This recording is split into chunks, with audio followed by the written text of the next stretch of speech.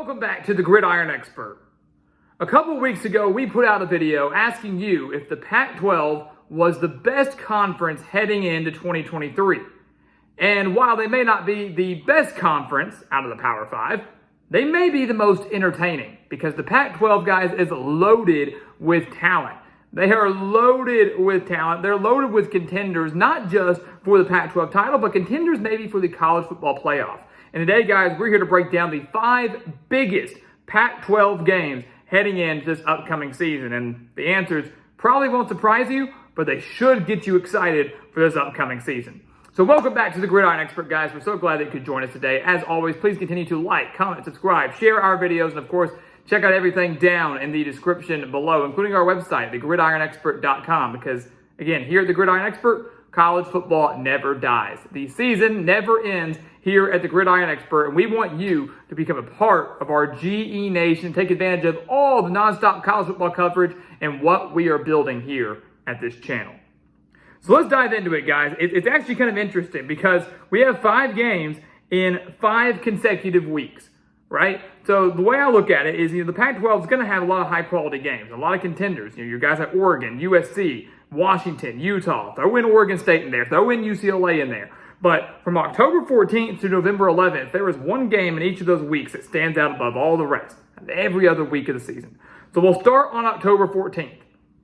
And again, these games are not ranked in any order, but these are the 5 biggest of the entire year. First one is Oregon at Washington. Gotta love it, right? Big time rivalry game, always is, between the Ducks and the Huskies. And it's a game that's going to have major Pac-12 standing implications, but maybe even playoff implications as well. It did last year.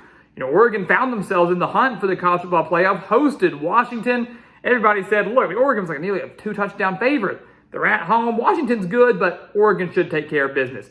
And they lost. Washington upset the Ducks 37-34 in Eugene, and that ended Oregon's college football playoff hopes late in the year. That was in the middle of November. So now this game on October 14th is earlier. It's an opportunity for Oregon to get revenge over Washington, but the game's in Seattle. And this Washington team, one that won 11 games last year, is no slouch. So it's going to be one heck of a game. Obviously, the factors of what happened last year, Bo Nix of Oregon versus Michael Penix of Washington, 2 great quarterbacks going at it. Major implications, the rivalry history there, going to be one of the better games in the conference, no doubt about it, on October 14th. The next week, you get another awesome rematch between Utah and USC. If you remember last year, the Utes, they are the reigning Pac-12 champions. They won the conference over USC and then went on to the Rose Bowl where they unfortunately fell to Penn State. But Utah didn't beat USC just once last year. They beat them twice. Beat them in the Pac-12 championship in blowout fashion and then beat them by 1 point in Salt Lake City, 43-42 in October.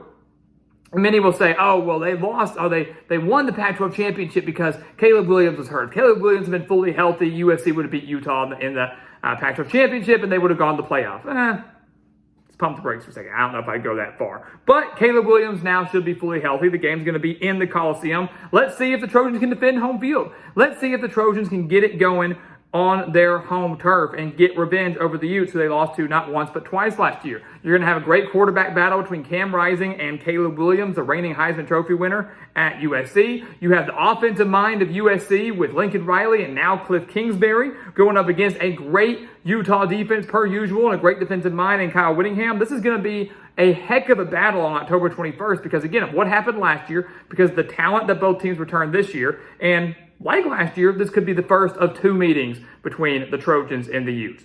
Big game on October 21st. The next week, October 28th, Utah remains in this mix. Oregon at Utah. So the Utes will play at USC, and then they'll come back to take on Oregon. So, if Utah is in the Pac-12 title hunt or the college football playoff hunt, it could continue to rise, or they could all come to a crashing halt in those 2-week spans when they play USC and Oregon. It's going to be a very, very tough stretch for the Utes there. But you look at this Oregon game. The Ducks beat the Utes last year in Eugene in what was a turnover fest. I think each team had 3 turnovers in that one. Oregon won 20-17. But now, of course, the game in Salt Lake City, where, as I like to say, Salt Lake City, the place where dreams go to die.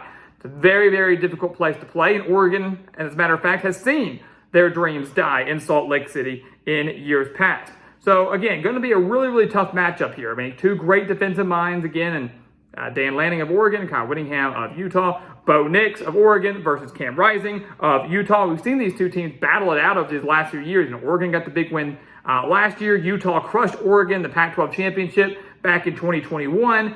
Ended the Ducks' playoff hopes the same year before the Pac-12 championship game. So much history over these last few years between Oregon and Utah where they've kind of played spoiler for each other. Now they have an opportunity to do the same on October 28th. And depending on how each team is faring this late in the year, this could serve as a Pac-12 title elimination game. So big game at the end of October. November 4th, Washington at USC. This is going to be one game. This could be the best Pac-12 game of the year. It really could be, especially if you like offense. If you love offense, this is the game for you. We did not get to see the Huskies take on the Trojans last year. They just didn't play each other, but I'm glad we're getting it now. I'm glad we're getting it with these players. Michael Penix of Washington, the #1 passing attack in the country last year at Washington, taking on the reigning Heisman Trophy winner and Caleb Williams of USC. Both teams won 11 games last year. Both teams had phenomenal seasons. Great success with first-year head coaches Lincoln Riley at USC, Kalen DeBoer at Washington. Now getting to go at it in, again, what could be the first of two meetings. The Pac-12 doesn't have divisions. They're just taking the top two teams that will go to the Pac-12 championship game, but two teams that very well could be in the hunt for a Pac-12 title and or the college football playoff come November 4th. So I think this is going to be a game with a lot of points, a lot of passing. It's going to be at the Coliseum. Hopefully they show up and pack it. It's going to be one heck of a game on the first Saturday of November. And then finally, November 11th. So again, 5 consecutive weeks in the Pac-12. You're going to have some huge marquee matchups. All of these have the potential to be top 10, top 15 matchups. But November 11th, you have USC at Oregon, another matchup that we unfortunately did not get last year, but thankfully we will be getting now. Now, November 11th rolls around. I'll say if you look at the schedule, Oregon to me has a more difficult schedule to this point than USC. So there's a chance Oregon could be out of the Pac-12 title race, or at least out of the playoff race, and could be looking to play spoiler for USC, who very well could be in the hunt for both a Pac-12 title and a college football playoff berth. Who knows? But regardless, you're getting Bo Nix of Oregon, great offense, Caleb Williams of USC, and we say that name a lot, but how can you not hype up that matchup? Two great offenses going at it. The game's going to be in Eugene, probably at night, going to be an electric atmosphere at Austin Stadium. It's going to be exactly what you want. Defensive mind of Dan Lanning going up against the offensive mind of Lincoln Riley. Late in November with so many implications, not just for the conference, but for the national landscape. I mean, this has all the hype building up around it. And it was really the game that I think a lot of us wanted last year. This is a game that college football fans wanted to see last year, and unfortunately we didn't get. Now we get it. We just have to hope that the hype stays around it and that the implications are still really huge when the Trojans travel to take on the Ducks.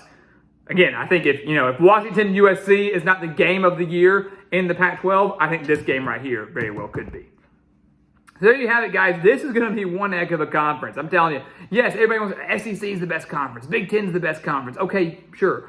Pac-12 may be the most entertaining. There is not a single team in that conference that I look at and go, they're going to be really, really, really, really bad. Every team is going to have a role in who wins the conference, maybe who gets to the college football playoff. And while all these games that we just mentioned consist of USC, Oregon, Washington, and Utah, got those top 4 teams in the conference, these are the games that are going to shape the landscape of the conference. There's no doubt about it. Top 5 games in the Pac-12, countless others, but these are the ones you have to keep your eye on. And lucky for you, none of them fall on the same day. So you're getting at least one a week for 5 straight weeks. No other conference is going to give you that. So guys, as always, thank you so much for watching us here at The Gridiron Expert on YouTube. Make sure to continue to like, comment, subscribe, share our videos, and of course, check out everything down in the description below, including our website, thegridironexpert.com, our expert picks down there, and everything else, because again, guys, here at The Gridiron Expert, college football never dies. The season never ends at our channel, and we want you to become a part of our GE Nation and what we're building right here at our channel. And once again, guys, as always, thank you so much for watching, and we'll see you next time right here on The Gridiron Expert. Yeah.